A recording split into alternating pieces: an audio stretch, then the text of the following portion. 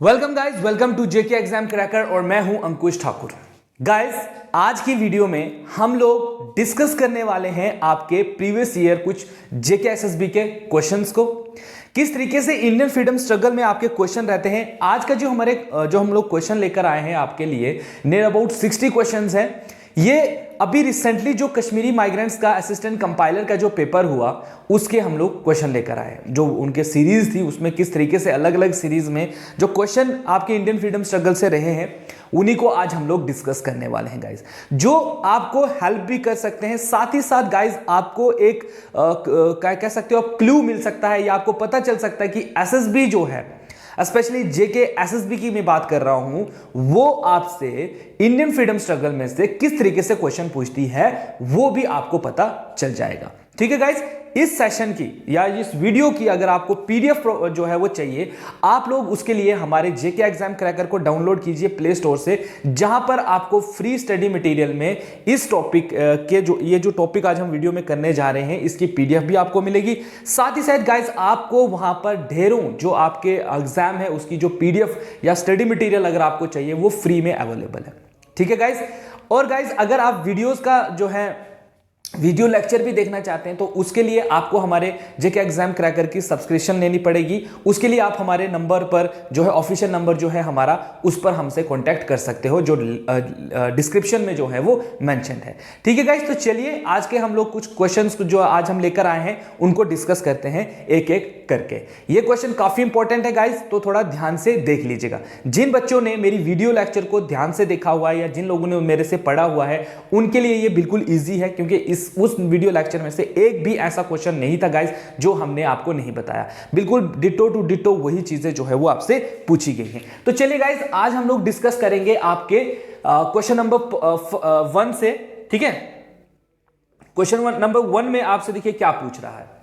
Question number 1 से ही आपसे देखिए यहां पर क्या बोल रहा है, इन विच ईयर, कौन से साल में Mahatma Gandhi return to India from South Africa. तो गाइज मैंने आपको बताया हुआ है कि गांधी जी की अराइवल डेट अलग है और उनका काम करने का जो ईयर है वो बिल्कुल अलग है गाइज। ठीक है, तो अगर हम इनके अराइवल की बात करें तो देखिए ऑप्शन नंबर सी जो है दैट इज राइट आंसर। 1915 में ये अराइव करते हैं इंडिया में। ठीक है, 1915 में ये इंडिया में अराइव करते हैं। ठीक है, वहीं पर अगर हम 1917 की डेट देखें तो 1917 में क्या हो रहा है गाइस, 1917 में क्या होता है, इन्होंने जो है वो एक्टिव पॉलिटिक्स, यहां पर ये अराइव कर रहे हैं। ठीक है, यहां पर मैं लिख रहा हूं अराइव हो रहे हैं ये इंडिया में 1915 में, और 1917 में इन्होंने क्या करना स्टार्ट कर दिया था, वर्किंग जो है वो स्टार्ट कर दी थी, मतलब पॉलिटिकल सिस्टम में इन्होंने अपना काम जो है वो स्टार्ट कर दी थी, या आप ले सकते हो मूवमेंट्स वगैरह जो है वो स्टार्ट कर दी थी, ऐसे याद रखना है इसको। ठीक है, तो यहां पर 2 डेट्स में आपको क्लियर करवा रहा हूं। 1915 is the right answer right now. लेकिन अगर आपको कभी पूछा जाए कि इन which year did Mahatma Gandhi जो है started the social movements in India, तो उसकी डेट क्या है गाइस, आपकी 1917। याद रखेगा, इस 2 साल के गैप में क्या हुआ था, इस 2 साल के गैप में गांधी जी ने तमाम इंडिया का जो है वो राउंड अप किया था।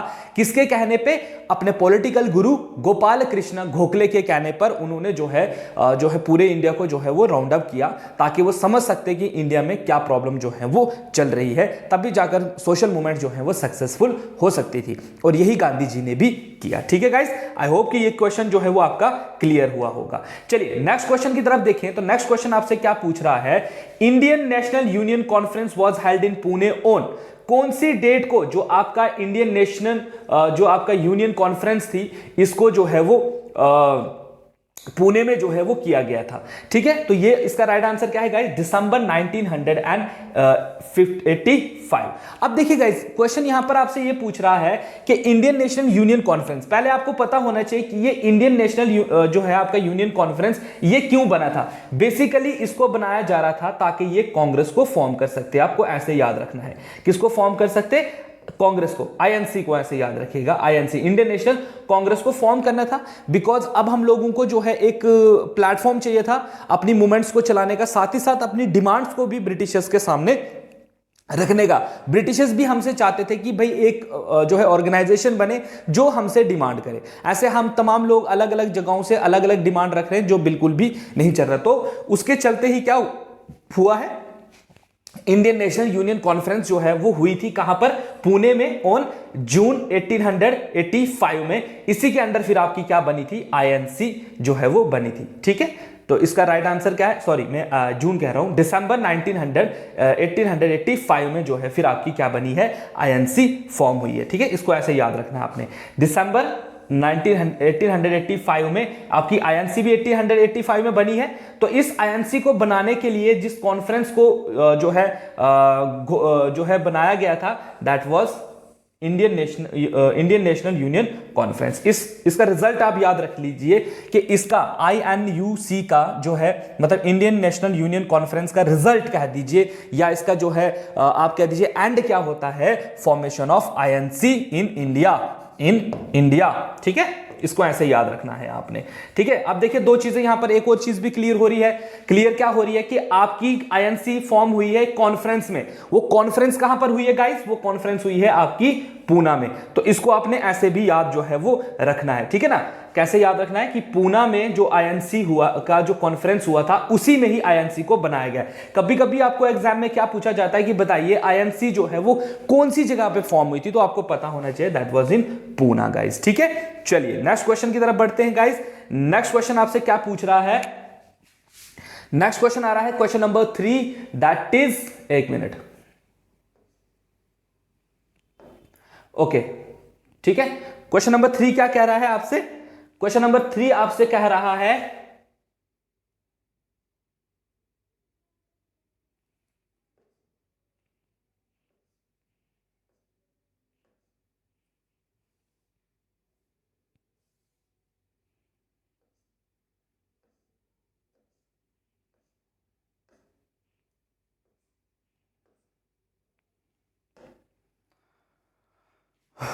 ओके, क्वेश्चन नंबर 3 देखिए क्या पूछ रहा है आपसे। क्वेश्चन नंबर 3 पूछ रहा है, why did Mahatma Gandhi halted the non cooperation movement in 1922। 1922 में जो गांधी जी के अंदर एक मास मूवमेंट चल रही थी नॉन कॉपरेशन का, जिसका नाम था, उसको क्यों रोका गया। ठीक है, तो याद होगा आपको क्यों रोका गया था। चलिए इसके ऑप्शंस को देखते हैं। Your options are, because the British give it into Gandhi ji demand. कहता कि इसलिए रोका गया था कि शायद जो ब्रिटिशर्स थे उनकी जो डिमांड थी उसको पूरा कर दिया गया था। गांधी जी की जो डिमांड थी उसको पूरा कर दिया गया था। कैसा हुआ था गाइस, बिल्कुल नहीं हुआ है। Because the peaceful demonstration act जो है चोरी चूरा टर्न इनटू वायलेंट, या जो आपका पीसफुल डिमॉन्स्ट्रेशन चल रहा था, क्योंकि गांधी जी ने नॉन कॉपरेशन में कहा था कि हमको पीसफुली जो है वो चलना है, पीसफुल जो है वो प्रोटेस्ट करना है। तो बोलता जो पीसफुल प्रोटेस्ट गांधी जी का चल रहा था वो कन्वर्ट हो गया किसमें, आपका चोरी चूरा इंसिडेंट्स में, या उसको कह सकते हो आप चोरी चूरा टर्न वायलेंट हो गया। क्या ये हुआ था because of the success of Dandi march, या दांडी मार्च जो है वो सक्सेस हो गया था because the British start putting Indian into jail, या इंडियंस को जो है वो जेल में डाला जा रहा था। इसके डर के मारे हम लोगों ने या गांधी जी ने जो है नॉन कॉपरेशन मूवमेंट रोक दी थी। तो गाइस इसका राइट आंसर क्या बन रहा है, option number B, that is because the peaceful demonstration at Chauri Chaura जो है वो टर्न इनटू वायलेंट। क्या हुआ था गाइस, आपको याद होगा कि नॉन कॉपरेशन मूवमेंट जो है जब गांधी जी ने इंडिया में चलाई थी, तो गांधी जी का जो मेन मकसद था वो ये था कि हम लोगों को 1930 तक 1930 तक जो है अपने फ्रीडम जो है वो अंग्रेजों से लेना है, यही मोटिव था हमारा। लेकिन उनकी कुछ शर्तें थी, क्योंकि अगर आप जब गांधी जी की फिलॉसफी पढ़ते हो तो हम लोग देखते हैं सत्याग्रह है ना, नॉन वायलेंस जो है, और भी उनके बहुत सारे वो अपने जो है आइडियाज को जो है प्रमोट करते हैं। वो कहते हैं कि कोई भी चीज जो है, जैसा आपने सुना होगा गांधी जी जो बोलते हैं कि कोई एक गाल पे थप्पड़ मारे तो हमें दूसरा गाल जो है पेश करना चाहिए। या आपने अगर मुन्ना भाई MBBS 2 देखी होगी तो उसमें भी देखिए गांधीवादी कैसा होता है इंसान, वो उन्होंने उस पर बताया हुआ है गाइस।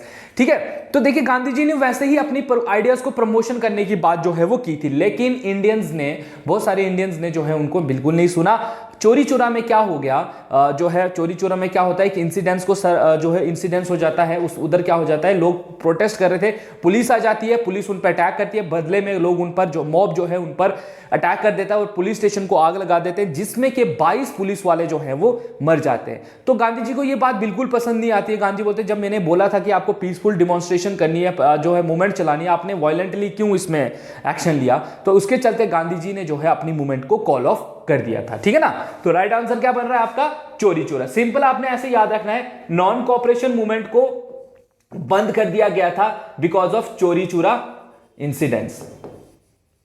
ऐसे याद रखना है, इंसिडेंट्स,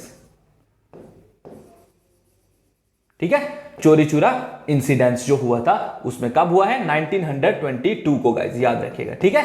ऐसे याद रखिएगा, ऐसे फैक्ट्स याद रखिए कि अगर आपको नॉन कॉपरेशन मूवमेंट हुई तो बंद कैसे हुई, ऐसे, ठीक है। चलिए नेक्स्ट क्वेश्चन की तरफ बढ़े गाइस। नेक्स्ट क्वेश्चन क्या आ रहा है आपका? नेक्स्ट क्वेश्चन आ रहा है question number 4, that is when was खिलाफत कमेटी फॉर्म्ड।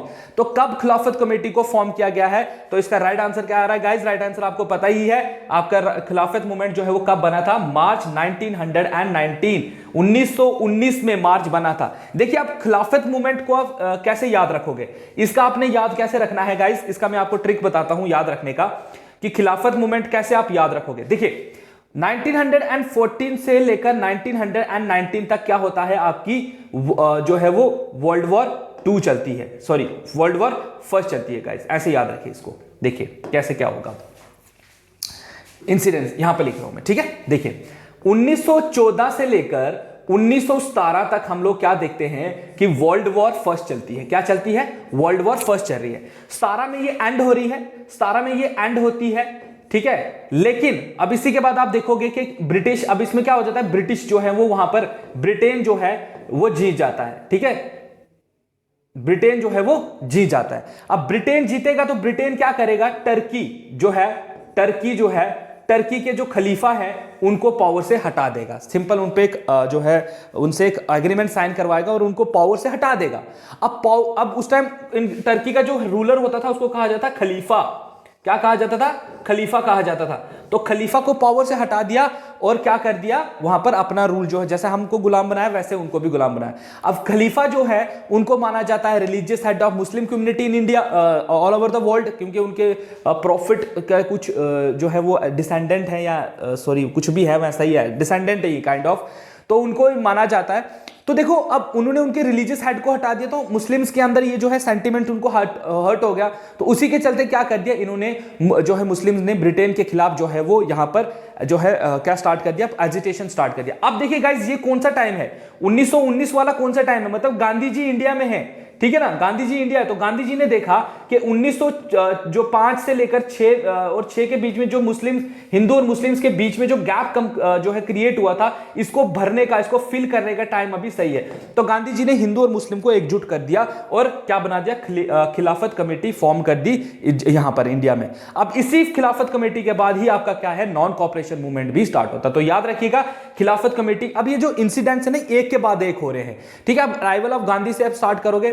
खिलाफत मूवमेंट एक ऐसा पॉइंट था जहां पर गांधी जी ने नॉन कॉपरेशन मूवमेंट को स्टार्ट करने का एक प्री फेज था। वो एक ऐसा प्लेटफॉर्म था कि गांधी जी ने देखा कि मुझे लोगों की जरूरत है, मास मूवमेंट की मुझे करनी है, एक बहुत बड़ी मूवमेंट चलानी है, उसके लिए मेरे लिए हिंदू और मुस्लिम दोनों एक साथ होने चाहिए। ये खिलाफत मूवमेंट एक ऐसा मूवमेंट था जिससे कि एकजुट होने से इनका नॉन कॉपरेशन मूवमेंट सक्सेसफुल हो सकता था गाइस, ठीक है। समझ आ गई गाइस। चलिए नेक्स्ट क्वेश्चन की तरफ बढ़ते हैं। नेक्स्ट क्वेश्चन क्या कह रहा है आपसे, नेक्स्ट क्वेश्चन आ रहा है guys question number 5, that is what was the main reason for the revolt of 1857।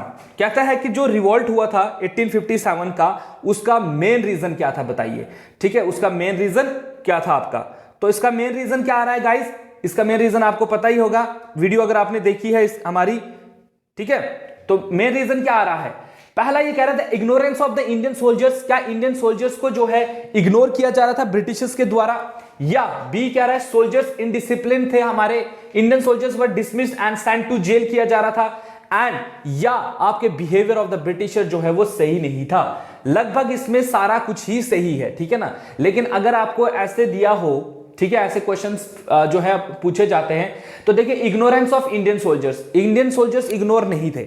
अगर हम लोग इग्नोर होते तो हम लोग कभी भी रिवोल्ट नहीं करते, तो पहला पॉइंट आपका नहीं बनता है। दूसरा, सोल्जर्स इनडिसिप्लिन, नहीं, सोल्जर्स आर्मी में है तो ब्रिटिशर्स उनको डिसिप्लिन सिखाएंगे ही, तो ये पॉइंट भी गलत है। Indian soldier were dismissed and sent to jail, very good, क्योंकि इंडियंस जो है वो ब्रिटिशर्स की लाई हुई कर्टिलेजेस को जो है वो यूज नहीं कर रहे थे, उनको साफ तरीके से मना कर रहे हैं यूज करने से, उनको बोल रहे हैं हम लोग ये चीजें यूज नहीं करेंगे, तब भी जाकर उनको जो है डिसमिस किया जा रहा था और साथ ही साथ उनको कहां भेजा जा रहा था, जेल में। Behaviour of the British soldiers, या जो बिहेवियर था ब्रिटिश सोल्जर्स का वो बुरा था, ऐसा नहीं है, ब्रिटिश सोल्जर्स जो है वो ठीक ही थे। तो इसका राइट आंसर क्या बन रहा है आपका? Option number C. Option number C क्या? इंडियन सोल्जर्स को डिसमिस किया जा रहा था।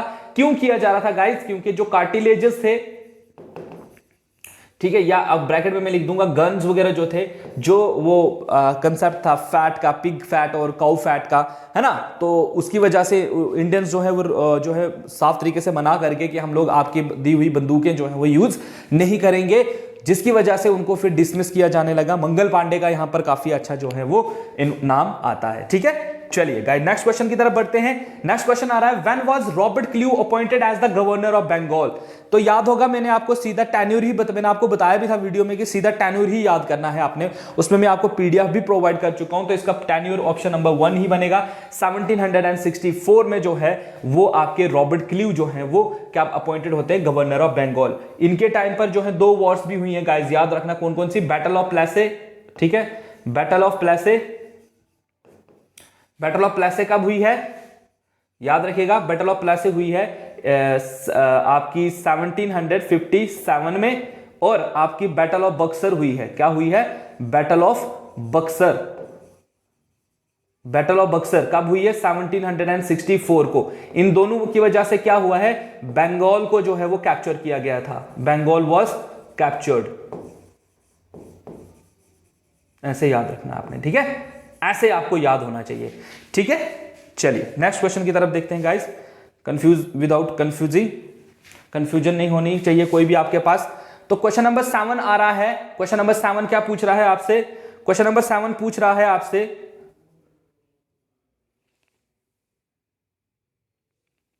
ओके, क्वेश्चन नंबर 7 क्या पूछ रहा है?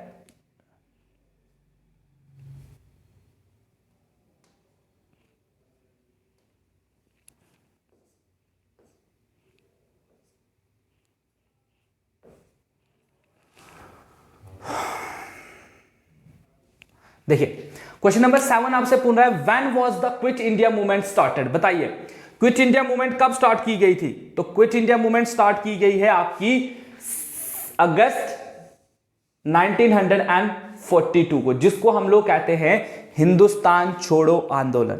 हिंदुस्तान छोड़ो आंदोलन का मतलब है अंग्रेजों भारत छोड़ो। ठीक है, कि हम लोगों ने इस मूवमेंट में क्या बात की थी कि अंग्रेज जो है वो भारत छोड़कर चले जाएंगे। नेक्स्ट आ रहा है गाइस आपका, moderates promoted the idea of. अब जो आपके मॉडरेट्स थे वो किस आइडिया को जो है वो प्रमोट करते थे? सिविल लिबर्टीज को, इंपॉर्टेंस ऑफ एजुकेशन को, इंपॉर्टेंस ऑफ कॉन्स्टिट्यूशन को, या पॉलिटिकल एक्टिविटीज? तो इनमें से कोई भी हमारा इन जो शुरुआती दौर है ये इनमें हमारी डिमांड नहीं है। सिविल लिबर्टी का हम लोग जो है वो डिमांड करते थे। सिविल लिबर्टी मतलब फ्रीडम हम लोग उनसे मांगते थे, हम चाहते थे कि हमें ये फ्रीडम दे। ठीक है, अब आपको याद होगा सूरत सेशन जो था, सूरत सेशन में आपका जो है वो क्या हुआ था? 2 गुट बन गए थे कांग्रेस के, one is moderate and extremist. ठीक है, इनको हम लोग जो है वो लिबरल भी कहते हैं। ठीक है, लिबरल भी कहते हैं, और ये रेवोल्यूशनरीज थे। ठीक है, ये लिबरल है, ठीक है, और ये कौन है? आपके रेवोल्यूशनरीज हैं। ठीक है, ये पीस में बिलीव करते थे, पीसफुल प्रोटेस्ट था होता था इनका, लेकिन ये एक्शन में बिलीव करते थे, एक्शन। और एक्शन कौन सा? एग्रेसिव। ठीक है, एग्रेसिव एक्शन में ये जो है वो बिलीव करते थे। ठीक है ना, तो इसीलिए अब ये सिविल, अब लिबरल्स हैं तो ऑब्वियसली ये लिबर्टी को ही जो है वो सपोर्ट करेंगे, चाहे वो कोई सी भी लिबर्टी हो, चाहे आपका पॉलिटिकल लिबर्टीज हो, सिविल हो, इकोनॉमिक हो, जो भी हो। ठीक है, इसको ऐसे याद रखना है आपने। ठीक है, चलिए नेक्स्ट क्वेश्चन की तरफ बढ़े गाइज। तो नेक्स्ट क्वेश्चन क्या आ रहा है आपका? Question number 9। क्वेश्चन नंबर 9 क्या पूछ रहा है आपसे? क्वेश्चन नंबर 9 आपसे पूछ रहा है, what was the reason the British give the dividing Bengal?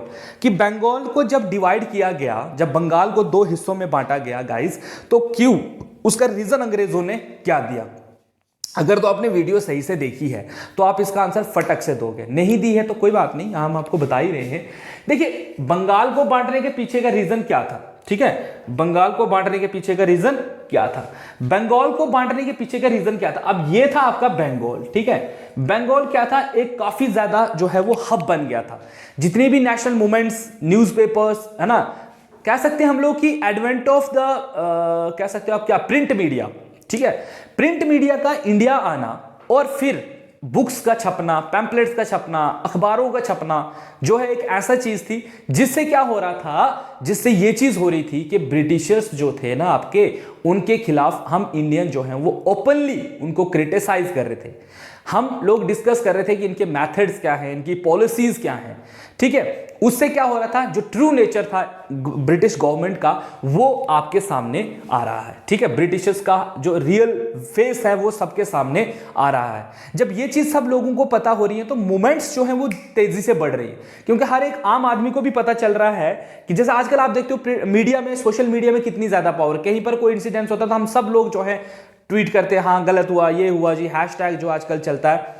उस टाइम पर हैशटैग तो होगा नहीं कुछ ऐसा, तो उस टाइम पर क्या लोग जब पेपर पढ़ते होंगे या कुछ ऐसा पढ़ते होंगे तो उन्हें कहा नहीं ये चीज तो गलत है। वो मूवमेंट्स जो हैं वो काफी तेज हो गई थी, जो कि ब्रिटिशर्स की रास्ते में एक बहुत बड़ा जो है रुकावट का काम कर रही थी। इसी के लिए ब्रिटिशर्स ने क्या किया, इन्होंने सोचा कि हम बंगाल को जो है वो 2 हिस्सों में डिवाइड कर देंगे, ठीक है। एक तरफ हम लोग जो है आपके हिंदी स्पीकिंग और आपके जो आपके बंगाली स्पीकिंग है उनमें 2 बांट देंगे। इस एरिया को, आप बंगाल को जो है, जो बंगाली बोलने वाले थे, आधा एरिया जो है कहीं और ऐड कर दिया, आधा एरिया कहीं और ऐड कर दिया। जिससे क्या हो गया, जब बंगाली अब बंगाली में ही लिखता था तो बंगाली जब बंगाली में लिख रहा था, अब इसको असम या जैसे यूपी बिहार वाले जैसे एरिया से जोड़ेंगे तो बिहार में क्या है, हिंदी चलेगी, तो बंगाली कहाँ हिंदी कहाँ उनको समझ ही नहीं आएगी। तो इसकी वजह से क्या होता है, एकदम से आपके जो मूवमेंट्स थे वो रुक गए थे।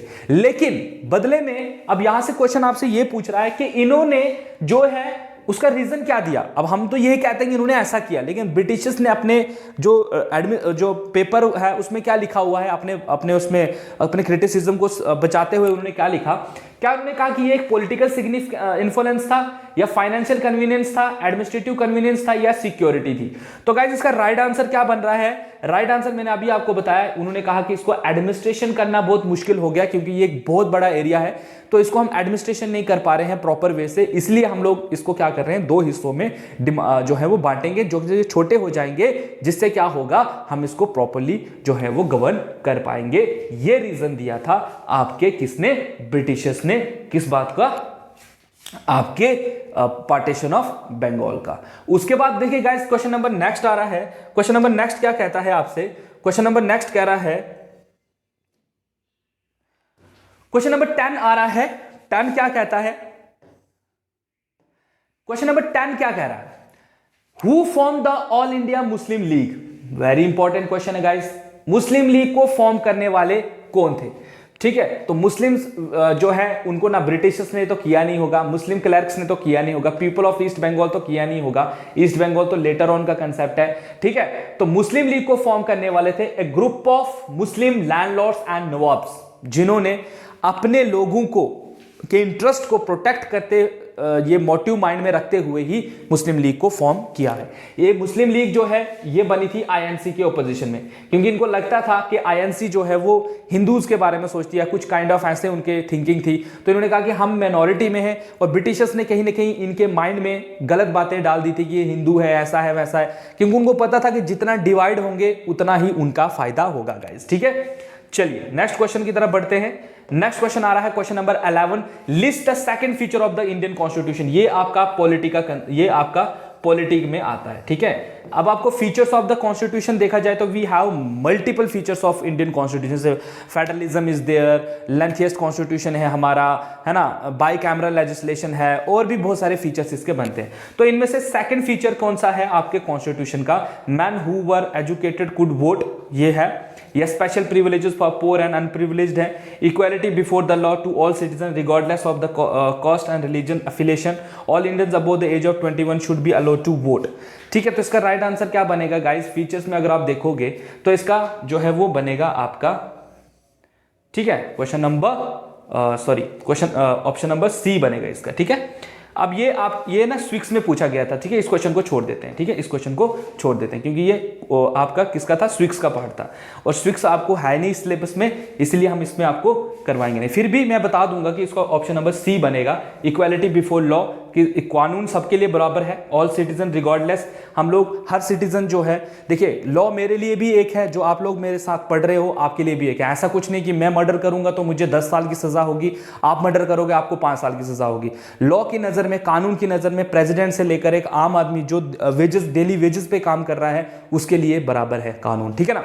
इसको ऐसे देखेंगे, ठीक है। चलिए छोड़िए इसको, चलिए नेक्स्ट क्वेश्चन की तरफ बढ़ते हैं गाइस। क्वेश्चन नंबर 12 आ रहा है। 12 क्वेश्चन आपसे पूछ रहा है व्हेन वाज स्वदेशी मूवमेंट इंप्लीमेंटेड। स्वदेशी मूवमेंट को कब स्टार्ट किया गया था? तो स्वदेशी मूवमेंट को स्टार्ट किया गया है 7 अगस्त 1905 को। याद होगा आपको, बताया हुआ है वीडियो में, पढ़ाया हुआ है गाइस, कंफ्यूज नहीं होना है किसी भी टॉपिक को लेकर, ठीक है ना।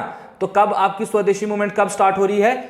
आपकी स्वदेशी मूवमेंट स्टार्ट हो रही है, सॉरी हाँ, यहां पर स्वदेशी मूवमेंट कब स्टार्ट हो रही है आपकी? 7 अगस्त 1905 को। याद रखिएगा डेट, ठीक है। 7 अगस्त 1905 को जो है वो क्या हो रहा है आपकी, जो है वो स्वदेशी मूवमेंट इंडिया में स्टार्ट हो रही है। क्या थी स्वदेशी मूवमेंट, ये आप मुझे कमेंट सेक्शन में बताओगे, ठीक है। नंबर 1 क्वेश्चन आपका है, मैं भी तो देखूं आपने कितना पढ़ा हुआ है गाइस, ठीक है। गाइस मैं एक बार फिर से आपसे बता रहा हूं, अगर आपको जो वीडियो लेक्चर अगर इस पूरे टॉपिक के चाहिए, जो इंडियन नेशनल फ्रीडम स्ट्रगल है, तो आप उसके लिए हमारे जो जेके एग्जाम क्रैकर ऐप है उसको डाउनलोड कीजिए, वहां पर आप सब्सक्रिप्शन ले सकते हो इसका।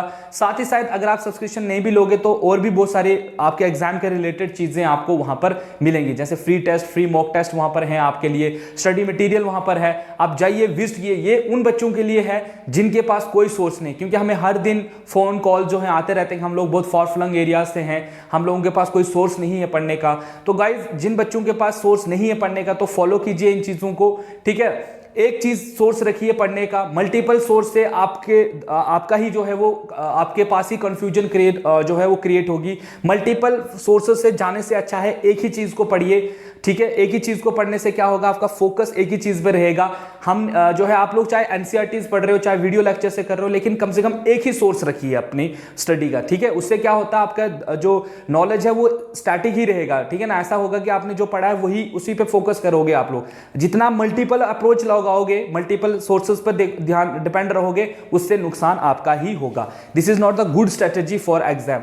मतलब आपके लिए एक फोकस, एक ही सोर्स जो है वो होना चाहिए, चाहे आप कहीं से भी पढ़ रहे हो, ठीक है ना। चलिए नेक्स्ट क्वेश्चन की तरफ बढ़ते हैं गाइस। नेक्स्ट क्वेश्चन क्या आ रहा है आपका? नेक्स्ट क्वेश्चन, चलिए बहुत से क्वेश्चन हैं अभी डिस्कस करने के लिए। क्वेश्चन नंबर 13 आ रहा है, दैट इज, ठीक है। क्वेश्चन नंबर 13 क्या कह रहा है?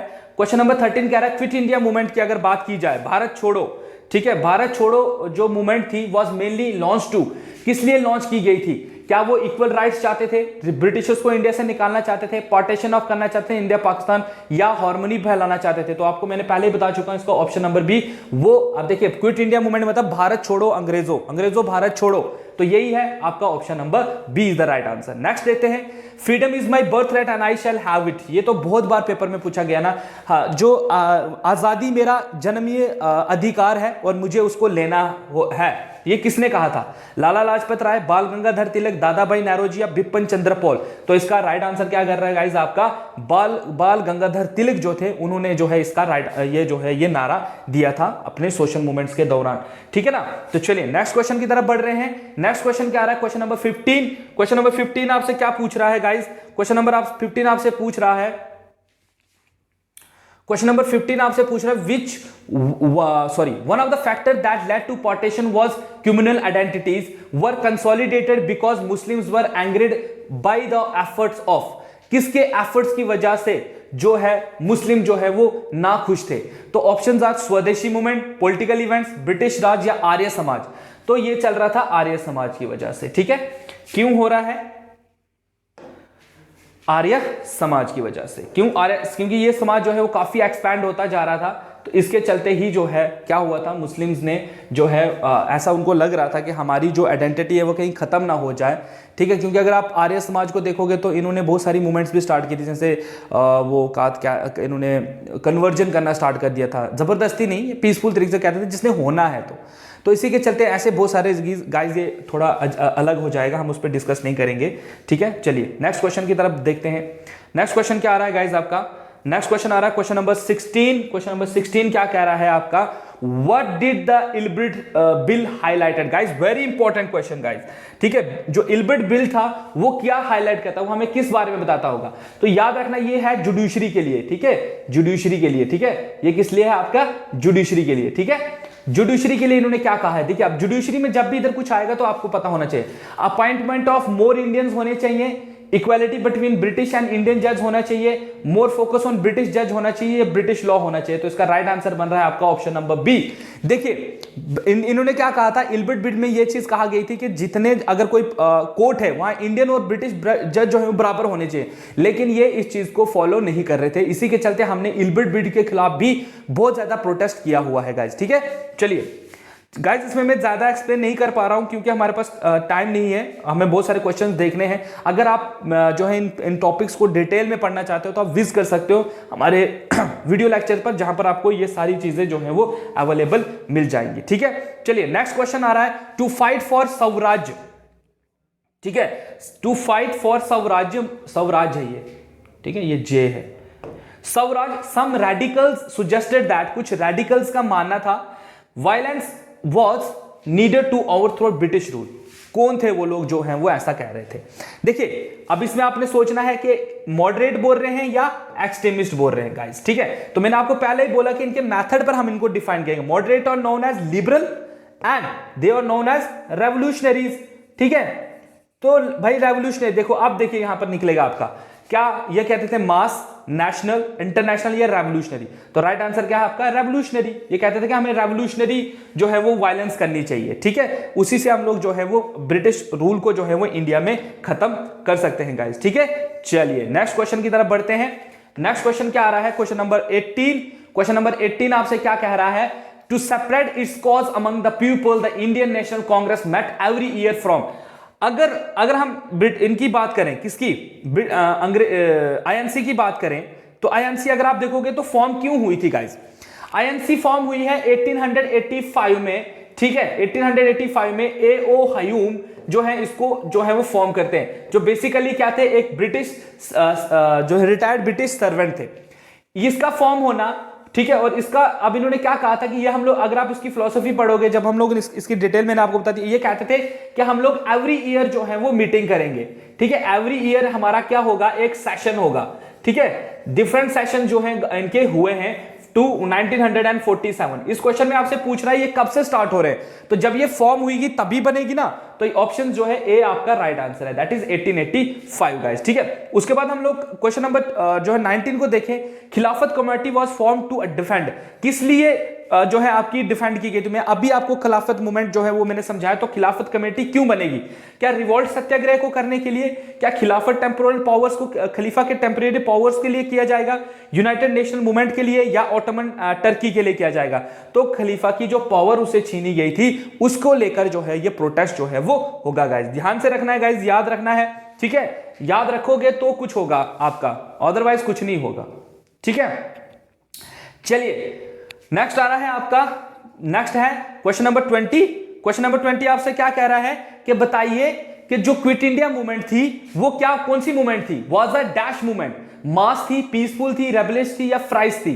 तो आपको पता है ये एक बहुत बड़ी मास मूवमेंट थी। क्यों थी मास मूवमेंट गाइस?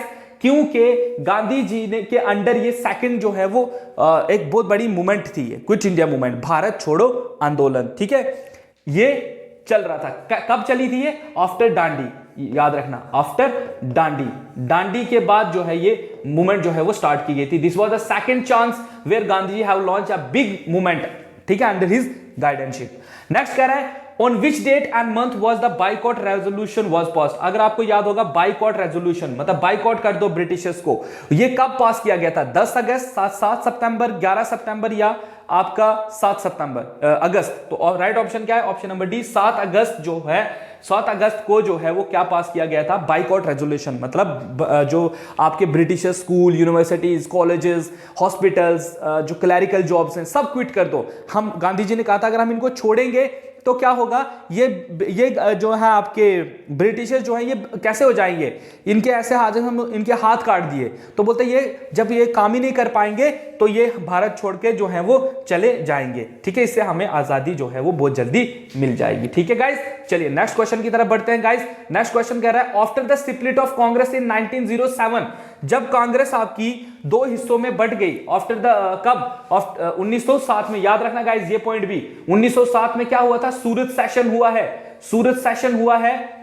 ठीक है, सूरत सेशन हुआ था जिसमें कांग्रेस दो हिस्सों में बट गई थी, मॉडरेट और एक्सट्रीमिस्ट ग्रुप में बट गई थी। What did the moderate oppose, moderate किस चीज को अपोज जो है वो अपोज कर रहे थे, क्या वो बाइकआउट को कर रहे थे, प्रोटेस्ट को, नॉन वायलेंस को, या पॉलिटिकल रैलीज को, तो वो सिंपली किसको जो है वो कर रहे थे, बाइकआउट को, वो कह रहे थे कि बाइकआउट नहीं करना है हमें। ठीक है, ये लोग क्या करते हैं, what did the moderate oppose, oppose किस चीज को कर रहे थे, बाइकआउट को। ठीक है, when did Muslim League move a resolution demanding autonomy for the Muslim majority areas for the subcontinent, कब मुस्लिम्स ने जो मुस्लिम थी आपकी मुस्लिम जो आपकी मुस्लिम लीग थी, जिसको कि मसीहा माना जाता था मुस्लिम्स का, इस ग्रुप को, तो उन लोगों ने ये चीज कब कही कि हमें जो है वो स्पेशल या मेजॉरिटी मुस्लिम मेजॉरिटी एरिया चाहिए सब कॉन्टिनेंट में। तो ऑप्शन है 11 अप्रैल 1930, 23 मार्च 1940, 12 मार्च 1935 या 1 मार्च 1941। तो ऐसा उन्होंने किया था 23 मार्च 1940 को, जब उन्होंने क्या किया था, डिमांड फॉर पाकिस्तान किया था। ठीक है, ये भी मैं बता चुका हूं आपको, डिमांड फॉर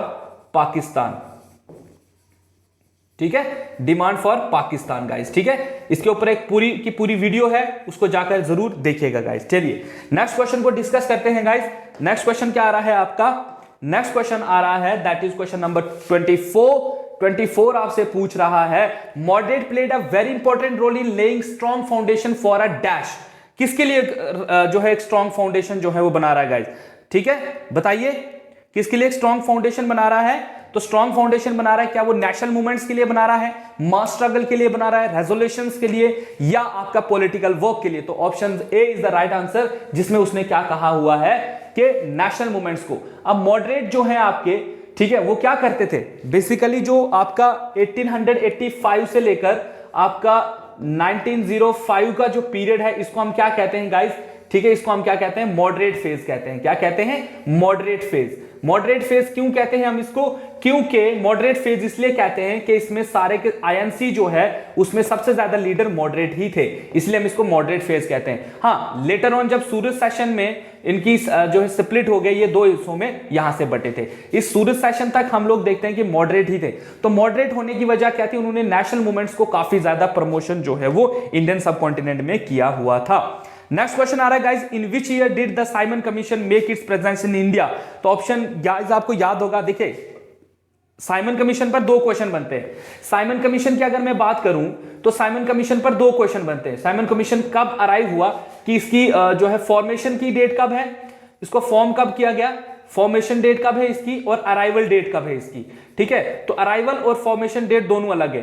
अब फॉर्मेशन की बात की जाए तो मैं आपकी हर वीडियो में ये आपको बताता हूं कि इसको 1927 में बनाया गया है, लेकिन 1928 में ये इंडिया पहुंचा है। ठीक है, इंडिया में ये कब पहुंचा है, 1928 में। तो यहां पर क्या पूछा गया है आपसे गाइस कि ये इसकी प्रेजेंस इन इंडिया में कब हुई है। ठीक है, तो कब हुई है बताइए, 25, 31, 27 या 28, तो 28 इज द राइट आंसर। ठीक है, ऐसे आपको पता होना चाहिए। ये दोनों ये कंफ्यूजिंग क्वेश्चन है गाइस, इसको एक बार ध्यान से जरूर देखिएगा।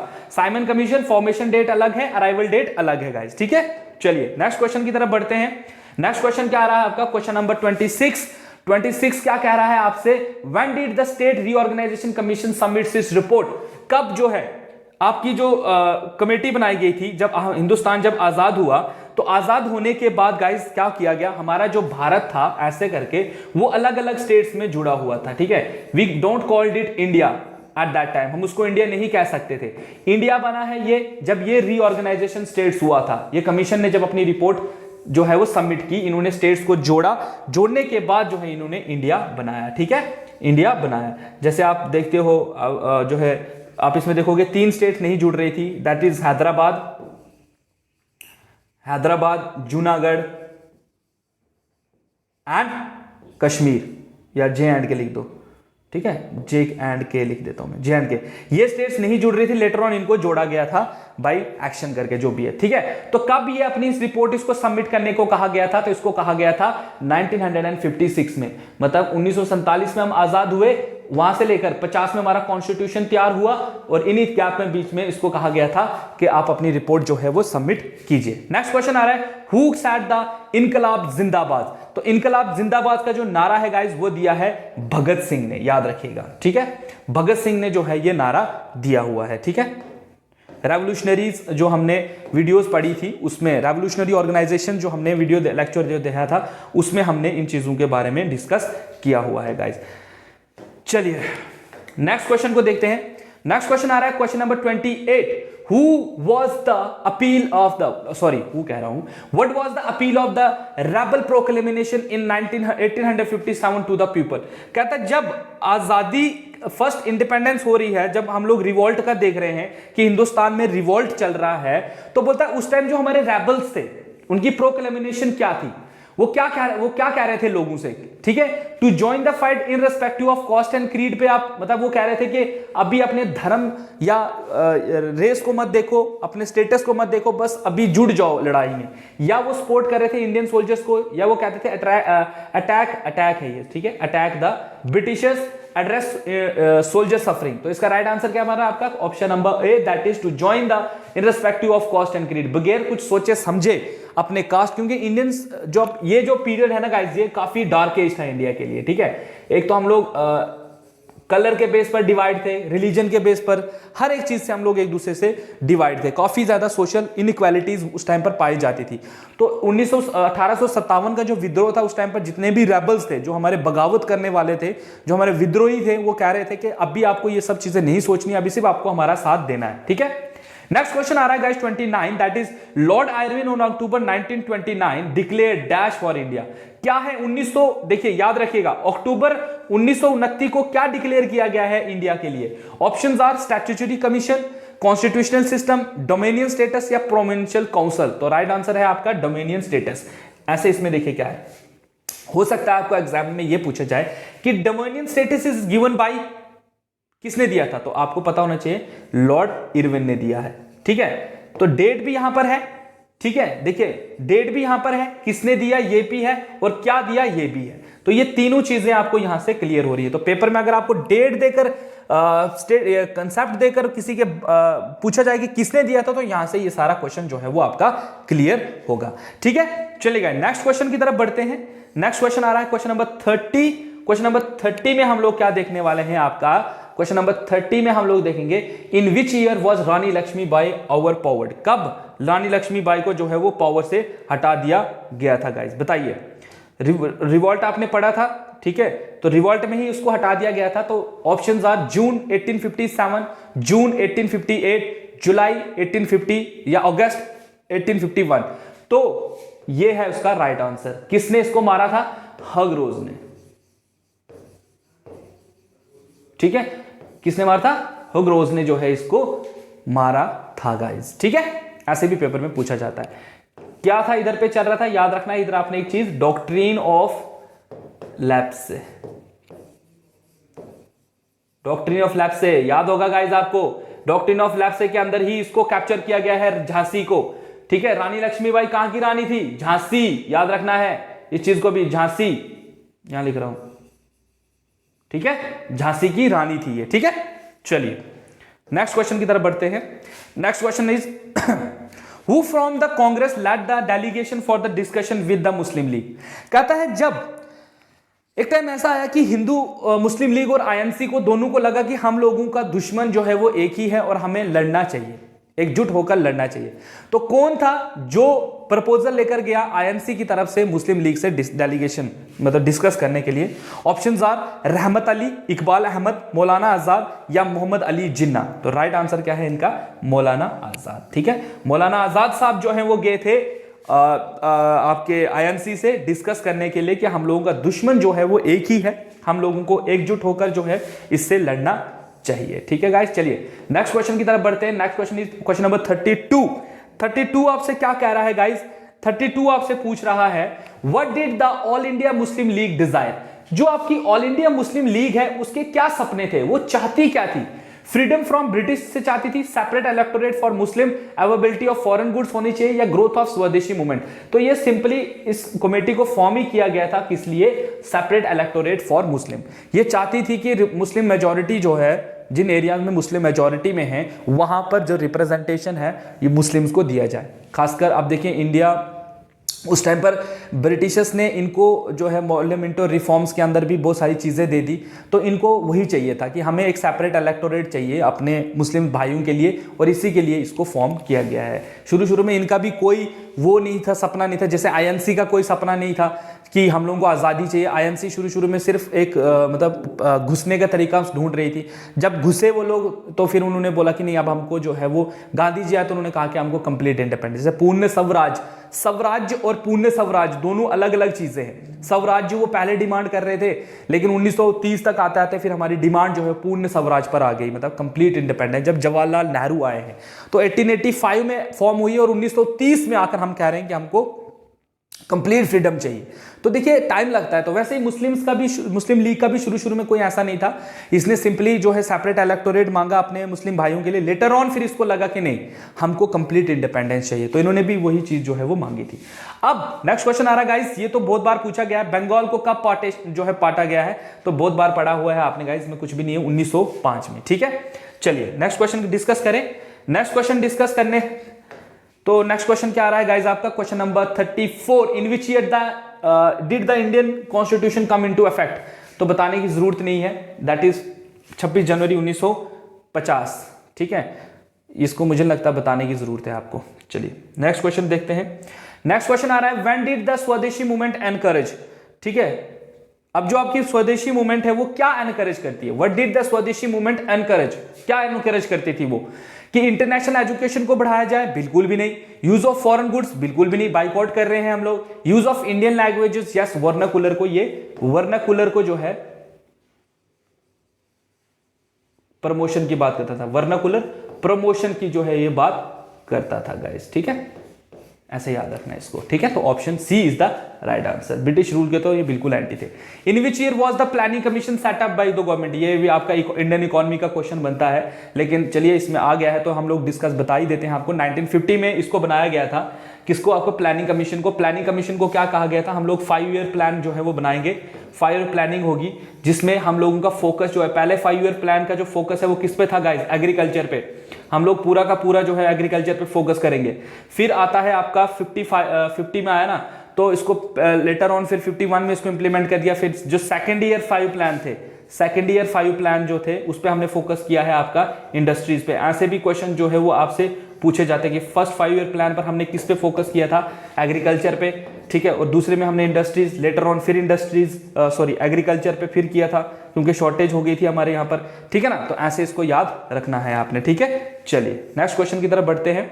नेक्स्ट क्वेश्चन क्या आ रहा है गाइस आपका? Question number 37, that is when did the second 5 year plan come into effect? बताइए। तो सेकंड 5 ईयर प्लान कब से आ रहे हैं आपके? 56। मैंने आपको बताया ना कि फर्स्ट 5 ईयर प्लान आया था 50 में, इन्होंने इसको बोला तो इंप्लीमेंट किया इन्होंने 1951 को। तो 51 से 5 ईयर कहां होगा? 1956 आएगा ना। 56 में तो 6 में जो है वो सेकंड ईयर 5 ईयर प्लान आया था, सेकंड 5 ईयर प्लान आया था। और इस टाइम हमारा फोकस क्या था गाइस? किस पर फोकस करेंगे हम लोग? हैवी इंडस्ट्रीज के ऊपर। ठीक है, कि हम लोग हैवी इंडस्ट्रीज जो है वो लगाएंगे। अब गाइस जो ये आपका 5 ईयर प्लान है ना, इसको चेंज कर दिया गया है। अब इसका नाम क्या है? अब इसका नाम आता है नीति आयोग। याद रखिएगा, नीति आयोग। ठीक है, पहले इसको 5 ईयर प्लान कहा जाता था, अब इसको नीति आयोग के नाम से जाना जाता है। ठीक है, चलिए नेक्स्ट क्वेश्चन देखते हैं। The main principle of Indian National Congress is to attain independence was? ठीक है, जो मेन प्रिंसिपल था आईएनसी का कि हम लोगों को आजादी हासिल करनी है, वो कब था? नॉट टू बी अग्रेसिव नहीं होना है, to be self confident, to be assertive और टू बी अग्रेसिव। तो हमें क्या होना है? ये क्या कहते थे कि हमें जो है वो अग्रेसिव नहीं होना है, not to be aggressive, peaceful, जब गांधी जी आए थे। ठीक है, चलिए नेक्स्ट क्वेश्चन को डिस्कस करते हैं। नेक्स्ट क्वेश्चन आ रहा है आपका क्वेश्चन नंबर 39 आपसे पूछ रहा है आफ्टर द अटेनिंग इंडिपेंडेंस, जब हम लोगों को आजादी मिली, एंड आफ्टर द पार्टीशन, और हमारा देश बट भी गया 2 हिस्सों में, इंडिया और पाकिस्तान में, with the effort of Mahatma Gandhi and Jawaharlal Nehru the Congress passed a resolution on. हमने किस चीज के ऊपर जो है उस टाइम फिर एक रेजोल्यूशन जो है वो पास किया था गाइस। तो राइट क्या ऑप्शंस आए आपके पास, राइट टू रिफ्यूजीज, ये तो हमारा मसला था प्रॉपर, ठीक है।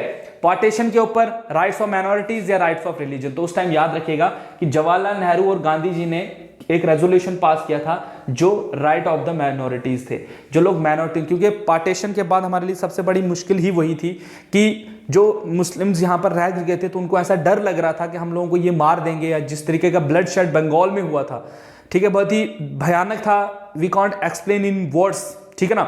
तो इसके चलते इन्होंने क्या कहा था कि नहीं, हम लोग जो है सबसे पहले माइनॉरिटीज की प्रोटेक्शन की जो है वो बात करेंगे, ठीक है। चलिए नेक्स्ट क्वेश्चन आ रहा है, what did Mahatma Gandhi do on 15th of August 1947।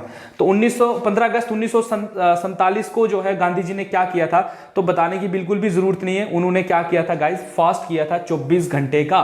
क्यों? क्योंकि फास्ट इसलिए किया था क्योंकि पार्टीशन हो गया था, और गांधी जी बिल्कुल भी नहीं चाहते थे कि पार्टीशन हो इंडिया का। पार्टीशन ऑफ बंगाल के एजिटेशन में, इंडिया के पार्टीशन में उन्होंने जो है वो फास्ट इनटू जो है वो डेथ किया था 24 घंटे का, ठीक है। चलिए नेक्स्ट क्वेश्चन, नेक्स्ट क्वेश्चन क्या आ रहा है गाइस आपका, क्वेश्चन नंबर 41 आपसे क्या कह रहा है, 41 आपसे कह रहा है कि When did the Pune Pact come into effect? Very important question guys, इसमें तो पूरी हिस्ट्री ही रिपीट हो गई आपकी, ठीक है। पूना पैक्ट को कब इफेक्ट में लाया गया? ऑप्शंस आर सितंबर 1920, सितंबर 1927, सितंबर 1932 और सितंबर 1930। तो राइट ऑप्शन इज सितंबर 1932। 1932 में जो है वो क्या आया है आपका पूना पैक्ट। पूना पैक्ट क्यों मशहूर है गाइस? पूना पैक्ट इसलिए मशहूर है क्योंकि इसमें जो आपके एक्सट्रीमिस्ट और मॉडरेट थे ये एकजुट हो गए थे, ठीक है, इसलिए इसको ज्यादा इंपॉर्टेंस दी जाती है, इसको तभी हम लोग याद रखते हैं।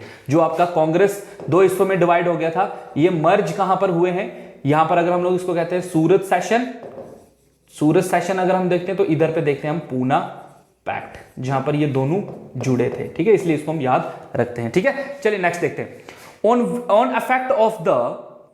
On effect of the non-cooperation movement from the economic viewpoint was that, ठीक है। अब जो हम एक इफेक्ट देखते हैं नॉन कॉपरेशन मूवमेंट का from economic point of view से, वो क्या था? फॉरेन गुड्स पर बाइकआउट करने हैं हमें, students left government control school, इससे तो कोई फर्क भी नहीं पड़ेगा, काउंसिल इलेक्शन बाइकआउट कुछ नहीं पड़ेगा, lawyers give up their legal practice. तो राइट आंसर बनेगा इसका कि इकोनॉमिक के बेस पर अगर हम देखें कि इकोनॉमिक पॉइंट ऑफ, हाँ सोशल कहता तो सोशल में हो सकता है कुछ और आता, लेकिन ये क्या रहा है, ये पॉलिटिकल, ये तीनों क्या आ रहे हैं, ये दोनों तो पॉलिटिकल आ रहे हैं, ये आपका बन रहा है क्या, कितना भी इकोनॉमिक हम लोग कहते हैं तो ये सोशल आएगा, ठीक है, ये सोशल है, ये सोशल व्यू पॉइंट है, ये दोनों पॉलिटिकल है, ठीक है, ये दोनों जो है वो पॉलिटिकल व्यू पॉइंट बन रहे हैं, और ये बन रहा है आपका इकोनॉमिक। कि अगर देखो फॉरेन से जो चीजें आएंगी, अगर हम जैसे आपकी दुकान है गांव में, अगर पूरे गांव वाले आपसे दुकान पे सामान लेना छोड़ दें और दूसरे की दुकान पे ले, तो आपका कौन सा नुकसान होगा? पॉलिटिकल नुकसान होगा, सोशल नुकसान होगा, इकोनॉमिक नुकसान होगा। ओब्वियसली नुकसान आपका पैसे का होगा, तो पैसा इज नोन एज इकोनॉमिक, तो इकोनॉमिक लॉस होगा। तो यहां पर भी इन्होंने कहा कि फॉरेन गुड्स जो है उनको बाइकआउट कर दो, जिससे इनको क्या होगा, इकोनॉमिक लॉस होगा, और ये यहां से चले जाएंगे, ठीक। चलिए नेक्स्ट क्वेश्चन देखते हैं गाइस। नेक्स्ट क्वेश्चन आ रहा है question number 43, that is in the aftermath of the first world war. अगर हम लोग फर्स्ट वर्ल्ड वॉर को देखें एंड इट्स कॉन्सिक्वेंसेस को देखें, who emerge as a mass leader in India, उसके बाद मास लीडर कौन बने? तो गाइज मैंने आपको क्या बताया, पहला ही क्वेश्चन देखिए हमने क्या डिस्कस किया था, अराइवल ऑफ गांधी जी। तो गांधी जी का अराइवल कब होता है? 1915 में, है ना। तो 15 वर्ल्ड वॉर कब स्टार्ट होती है? तो वर्ल्ड वॉर 1 जो है वो स्टार्ट हुई है 1914 से लेकर 1917 तक। तो इस गैप में कौन आ रहे हैं यहां पर, अराइवल किसका हो रहा है? तो ऑप्शन क्या बनेगा?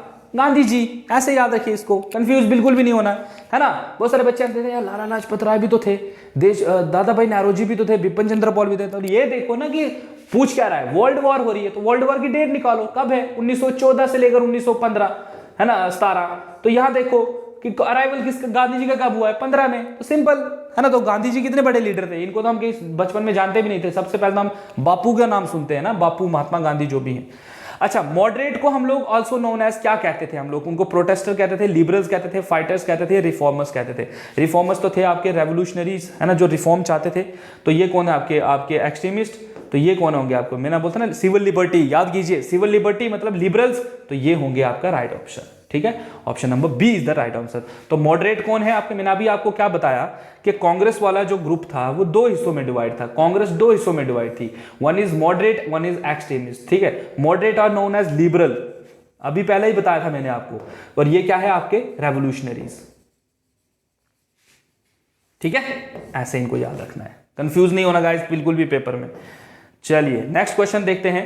नेक्स्ट क्वेश्चन आ रहा है क्वेश्चन नंबर 45 आपसे क्या पूछ रहा है, the new act 1858 passed by British government was to highlight the importance of, किस चीज की इंपॉर्टेंस को हाईलाइट करने के लिए ये एक्ट जो है वो पास किया गया था।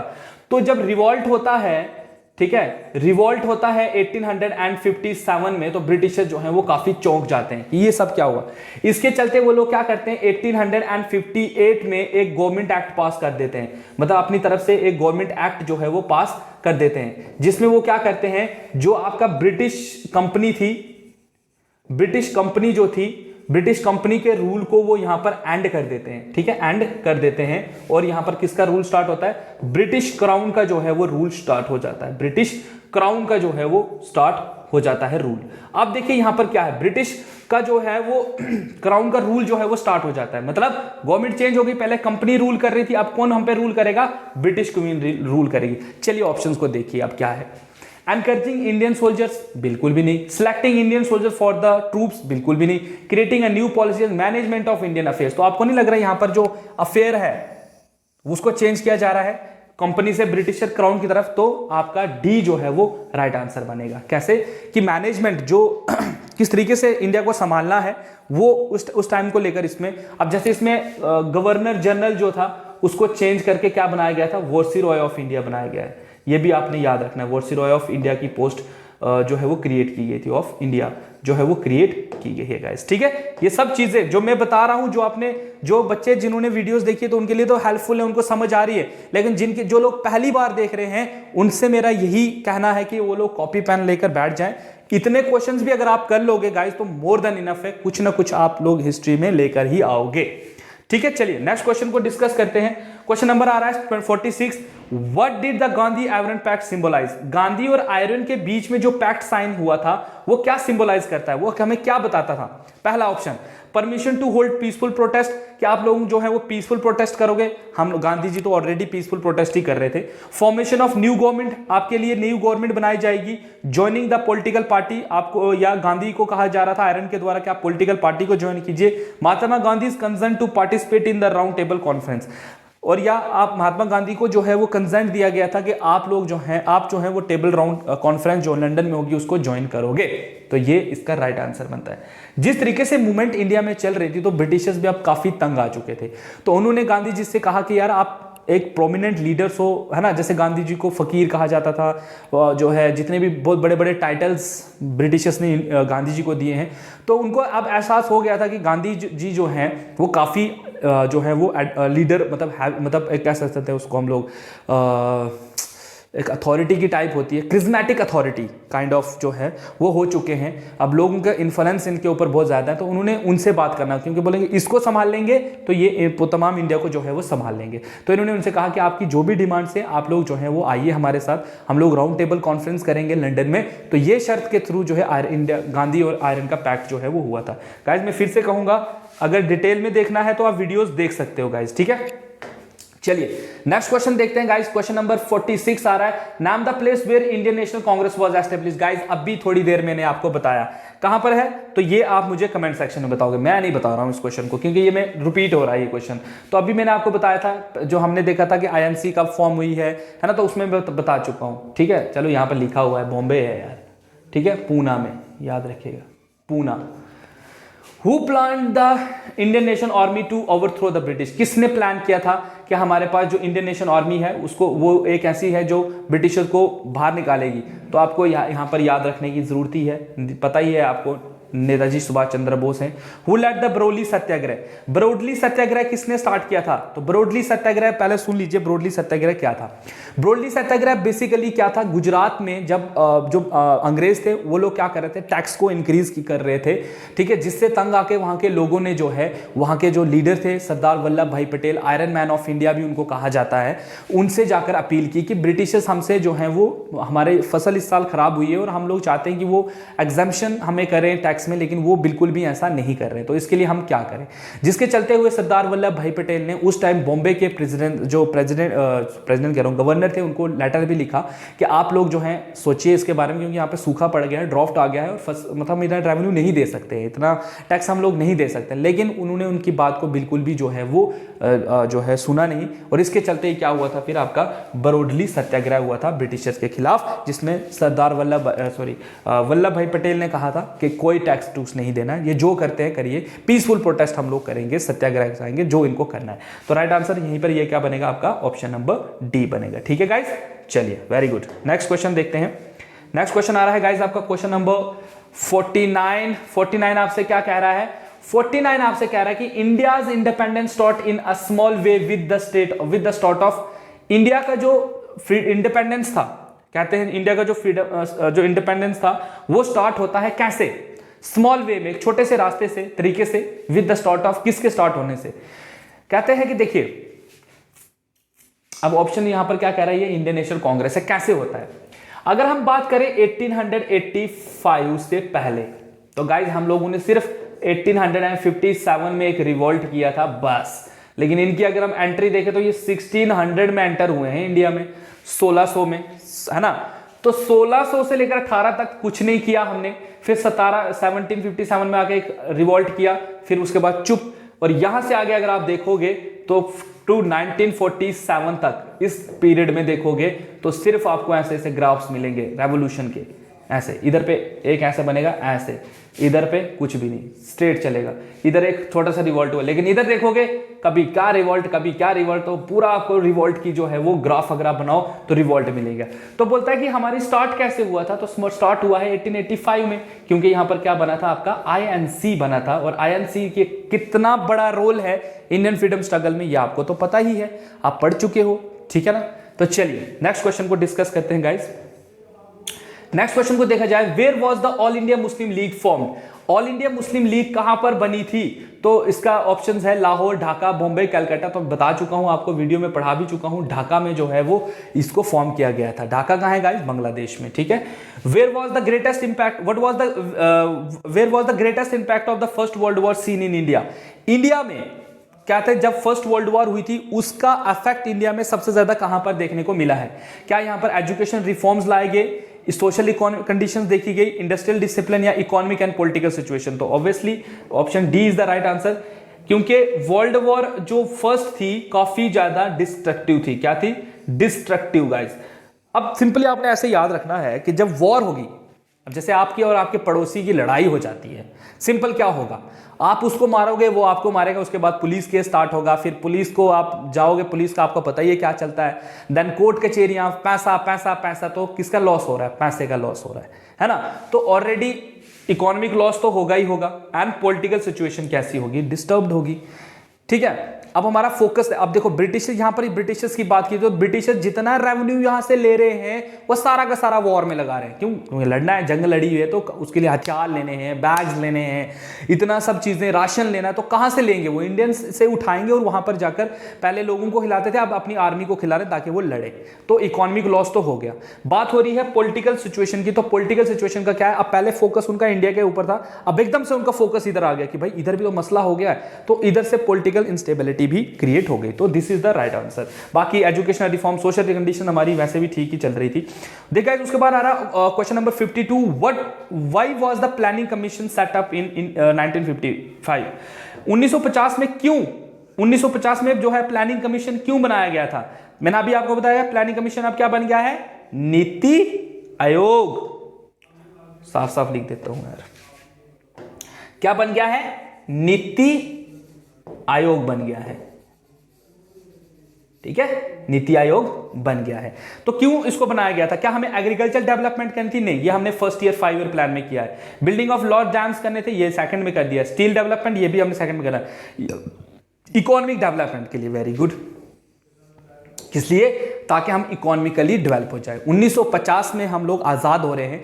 आजाद देश के लिए सबसे बड़ी चीज होती है खुद को चलाना। जैसे मान लीजिए कि आप दो भाई हो, अब दोनों भाई अलग होंगे एक दूसरे से, तो एकदम से अलग होना इस काइंड ऑफ ऐसे होगा कि अब मुझे कैसे चलना है। पहले वो इंडिपेंडेंटली एक फादर के नीचे थे, फादर ही घर का पूरा सिस्टम चला रहा था। एकदम से अलग होना तो उसको खुद ही देखना पड़ेगा ना, मेरे को खाना भी खाना है, कपड़े भी पहनने हैं, बीवी है मेरी उसको भी कपड़े देने हैं, बच्चे हैं उनको भी कपड़े देने। तो वो क्या करेगा, एक प्लान करके सिस्टम चलेगा। अगर जैसे मैं हूं फॉर एग्जाम्पल, मैं अगर अपने भाई से अलग हो जाता हूं काइंड ऑफ, है ना, तो फिर मेरे लिए क्या होगा, मेरी रिस्पॉन्सिबिलिटीज एकदम से बढ़ जाएंगी। पहले मुझे पापा से मांगना पड़ता था कि दे दो, तो वो देते थे, मैं अकेला जी रहा था। अब मेरी लाइफ में मेरी फैमिली आ गई और मैं अपने घर वालों से अलग भी हो गया हूं, तो अब मेरा फोकस किस पे जाएगा, अपनी फैमिली पे। मेरी सैलरी अगर 40,000 तो मैं उस 40,000 में ही जो है सब कुछ जो है बराबर मैनेजमेंट करने की कोशिश करूंगा।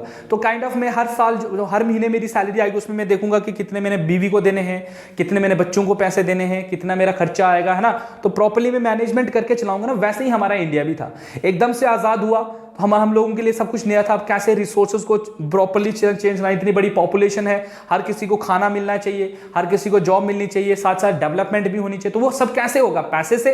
तो पैसा जब एकदम से आएगा तो वो प्रॉपर्ली यूज कैसे करना है, उसी को हम क्या कहते हैं गाइस, आपका इकोनॉमिक डेवलपमेंट कहते हैं। ठीक है, तो ये हमारा इसी को इकोनॉमिक डेवलपमेंट को करने के लिए ही तो मेजर जो है इसको बनाया गया था 5 ईयर प्लान को। ठीक है, चलिए उसके बाद आ रहा है गाइस आपका क्वेश्चन नंबर 53। क्वेश्चन नंबर 53 आपसे क्या पूछ रहा है, क्वेश्चन नंबर 15 आपसे पूछा है the struggle for the partition of Bengal resulted in, कहता है जो स्ट्रगल चल रही थी पार्टीशन ऑफ बंगाल के लिए उसका रिजल्ट क्या हुआ। Emergence of a new rule आ गया, Swadeshi movement, formation of a new party, या emergence of a new state. तो इसका राइट आंसर क्या बन रहा है गाइस, आपका option number B, that is Swadeshi movement हमने एकदम से लॉन्च कर दी थी। जैसे ही अंग्रेजों ने पार्टीशन ऑफ बंगाल का घोषणा कर दी, हम लोगों ने उसके बदले में क्या स्टार्ट कर दिया, स्वदेशी मूवमेंट, बाइकॉट मूवमेंट जो है वो स्टार्ट कर दिया। हमने कहा कि हम स्वदेश से लाई हुई चीजें जो हैं, फॉरेन से लाई हुई चीजें जो है वो यूज नहीं करेंगे, अपने इंडियंस की जो हैंडमेड चीजें हैं उनको यूज करेंगे, ताकि उससे हमारा पैसा हमारे लोगों में जाएगा, ब्रिटिशर्स के पास नहीं जाएगा। ठीक है, उसके बाद बोलते in which year did the United Nation come into being. Guys very important question है, तो आपको पता ही है, इसमें बताने की कोई जरूरत नहीं है। 1945 में ही इसको बनाया गया है। इसको अगर आप याद रखना है तो ऐसे याद रखिए, WW2 वर्ल्ड वॉर 2 स्टार्ट होती है 1939 में और एंड हो रही है 1945 में। तो 45 में एंड कैसे होती है, यूएन जो है काफी अच्छा रोल प्ले करता है। ठीक है, यूएनओ जो है वो कब फॉर्म हो रहा है, यूनाइटेड नेशन ऑर्गेनाइजेशन 1945 में। ठीक है, नेक्स्ट देखिए गाइस, नेक्स्ट क्वेश्चन आ रहा है britisher fought back and recapture Delhi. आपको याद होगा जब रिवोल्ट चल रहा था 1857 का, तो रिवोल्ट चल रहा है, तो रिवोल्ट में क्या हो रहा है, लीडर्स खड़े हो रहे हैं हमारी तरफ से, इंडियन लीडर्स, फिर उनको क्रश किया जा रहा है ब्रिटिशर्स के द्वारा, उनको मारा जा रहा है, उनको जबरदस्ती या जैसे भी करके। तो दिल्ली को रिकैप्चर कब किया गया था, दिल्ली को कब रिकैप्चर किया दोबारा से, ऑप्शंस आर अगस्त 57, दिसंबर 1857, अक्टूबर 1857, सितंबर 1857। तो राइट आंसर क्या है, सितंबर। तो सबसे पहले आप मुझे अब इस क्वेश्चन में ये बताओगे, आपका क्वेश्चन है कि दिल्ली से कौन था, दिल्ली से जो है वो कौन लड़ रहा था और किसके खिलाफ, मतलब वर्सेस, ऐसे होता है ना, ए वर्सेस बी, इंडिया जैसे हम लोग मैच देते हैं राम वर्सेस श्याम। तो इधर आप मुझे बताओगे एक तरफ इंडियन से कौन है और ब्रिटिशर्स की तरफ से कौन है। ठीक है, ये आपका होमवर्क है गाइस। ठीक है, चलिए नेक्स्ट क्वेश्चन देखिए गाइस, क्वेश्चन नंबर 56 आ रहा है आपका। क्वेश्चन नंबर 56 क्या कह रहा है, चलिए देखते हैं इसको। क्वेश्चन नंबर 56 आपसे पूछ रहा है when was the national council of education established. ठीक है, कब बनाया गया था आपका, when was the India national council of education established, कब बनाया गया है। Options are 1908, 1906, 1907, 1909। तो राइट आंसर क्या है गाइस इसका, 1906। 1906 में आपका क्या बनाया जा रहा था, नेशनल काउंसिल ऑफ एजुकेशन, कि इंडिया में एजुकेशन किस तरीके की होगी, किस तरीके की एजुकेशन हमने इंडियंस को देनी है, इसके चलते ही ये सब चीजें जो है वो इंडिया में लाई गई थी। चलिए गाइस नेक्स्ट क्वेश्चन दे रहे हैं, purpose of the Welby commission was to study. अब जो वेलबाई कमीशन आया था उसका क्या मकसद था, क्यों लाया गया था?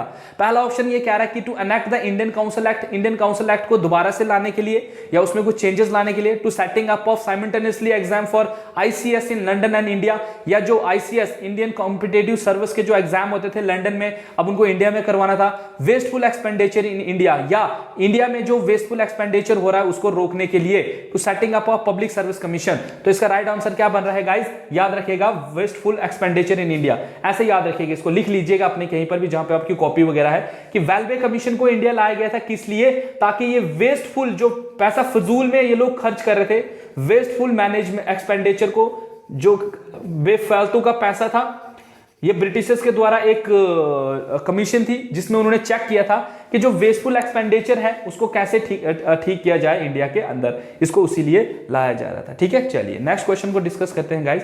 नेक्स्ट क्वेश्चन क्या आ रहा है?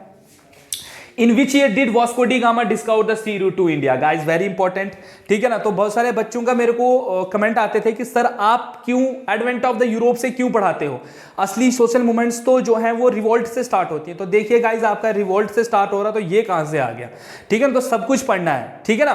तो चलिए वास्को डी गामा बताइए फिर इंडिया कब आए थे? तो ये मैं आप बता चुका हूं आपको, इसका ऑप्शन है 1498। कब? 1458 में वास्को डी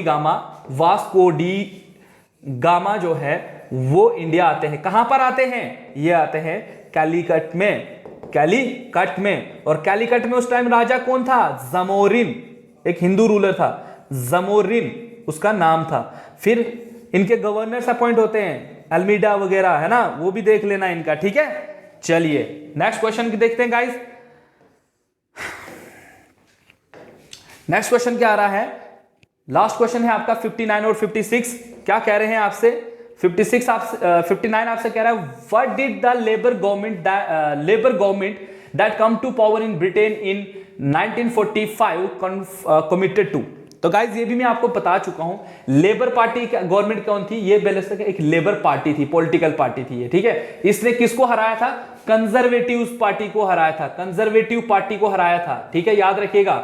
जो इलेक्शंस हुए थे ब्रिटेन में, तो इस कंजर्वेटिव पार्टी को हटा दिया गया था। कंजर्वेटिव्स वो लोग होते हैं जो चेंज को एक्सेप्ट नहीं होते, इसलिए हम उनको कंजर्व कहते हैं। क्या कहते हैं? दे डू नॉट, ठीक है, ऐसे लिख देता हूं, दे डू नॉट सपोर्ट, किस चीज को सपोर्ट नहीं करते हैं ये लोग? They do not support they do not support change, वो चेंज में बिलीव नहीं करते हैं। लेकिन ये पार्टी ऐसी थी जो कहती थी नहीं, चेंज जो है वो होना चाहिए। तो बताइए इन्होंने क्या किया? इन्होंने सबसे पहले ये कहा कि हम लोग ग्रांट करेंगे इंडिपेंडेंस टू इंडिया, यूनाइट करेंगे प्रोविनेंस को, allow autonomy to Indian rajas, या hold talks with the Indian people. ये तो इन्होंने सब कर लिया। इन्होंने सबसे मेजर काम किया था कि हमको जो है वो आजादी देने का जो है फैसला ले लिया था, ठीक है गाइस। यही ये सबसे बड़ी बात ये कर गए थे, ठीक है। उसके बाद लास्ट क्वेश्चन आ रहा है when did the incident of चोरी चूरा अक्कर? चोरी चूरा कब हुआ है गाइस? आपको याद होगा नॉन कॉपरेशन मूवमेंट जब चल रहा है, आपका नॉन कॉपरेशन मूवमेंट जब चल रहा है, तो नॉन कॉपरेशन मूवमेंट के चलते ही 1920 में जो नॉन कॉपरेशन मूवमेंट चल रहा था, इसी के चलते क्या हो गया था? 1922 में क्या हो गया था? चोरी चूरा इंसिडेंस हो गया था। चोरी चूरा इंसिडेंस जो है वो हो गया था। अभी आपको मैंने बताया चोरी चूरा इंसिडेंस में क्या हो गया था? 22 पुलिस वालों को जिंदा जो है वो जला दिया गया था बाय इंडियन पीपल के द्वारा, जिसके चलते गांधी जी ने फिर इस मूवमेंट को जो है वो बंद कर दिया था, ठीक है गाइस। तो ये थे गाइस कुछ इंपॉर्टेंट क्वेश्चन जो आपके असिस्टेंट कंपाइलर में पूछे गए थे। देखिए आपको यहां से पता चल रहा है कि पेपर का नेचर कैसा है, ठीक है। कुछ भी गाइस बाहर से नहीं पढ़ाया जा रहा, जो हम लोग आपको पढ़ा रहे हैं। अगर आप मेरी वीडियोस को देखोगे, इस टेस्ट को जो है अगर आप एक बार अच्छे से कर लोगे, जिन बच्चों ने पढ़ा है वेरी गुड, जिन्होंने नहीं पढ़ा है उसको एक बार देख लीजिएगा। अगर वो लोग और डिटेल में इसके बारे में पढ़ना चाहते हैं कि उनको प्रॉपर्ली सब जो टॉपिक्स हैं उनके बारे में नॉलेज हो, तो वो विजिट कर सकते हैं हमारे जेके एग्जाम क्रैकर ऐप पर, जहां पर मेरी वीडियोस आपको मिलेंगी, ठीक है। उन पे आप ध्यान से पढ़ सकते हो। साथ ही साथ गाइस आप हमारे ऐप पर जो है फ्री मॉक टेस्ट भी दे सकते हो। स्टडी मटेरियल आपको वहां पर अवेलेबल है। आप जो है आज ही जाकर हमारे प्ले स्टोर से आपका हमारा जो जेके एग्जाम चैनल है उसको डाउनलोड कीजिए। बाकी कोई भी क्वेरीज है तो इस लिंक में जो है गाइस आपको नंबर दिया गया है, हमारा ऑफिशियल नंबर है, आप उस पर कॉल कर सकते हैं किसी भी इंक्वायरी के लिए। अगर आपका ऐप डाउनलोड नहीं हो रहा है या कुछ भी आपको हमारे बारे में जानना है, आप हमारे कोर्सेज के बारे में जानना है, तो हमारे नंबर पर आप फोन कर सकते हो। गाइस ये टेस्ट जो है वो आपको पीडीएफ फॉर्म में भी हमारे अवेलेबल आपको ऐप पर अवेलेबल मिल जाएगा। आप वहां से इसको पीडीएफ जो है इसकी डाउनलोड कर सकते हैं, अपने फोन में रख सकते हो। It will help you a lot. आपको इसमें से भी देखना कितने सारे रिपीट क्वेश्चन जो हैं वो पूछे जाएंगे। ठीक है गाइस, तो ध्यान से इस क्वेश्चन को पढ़िए, इस पीडीएफ को जो है अपने फोन में डाउनलोड कीजिए, इसकी हार्ड कॉपी बना के रख लीजिएगा, आपको बहुत सारी हेल्प मिलेगी। ठीक है गाइस, तो thanks for watching this video guys. तो thank you so much and have a nice day.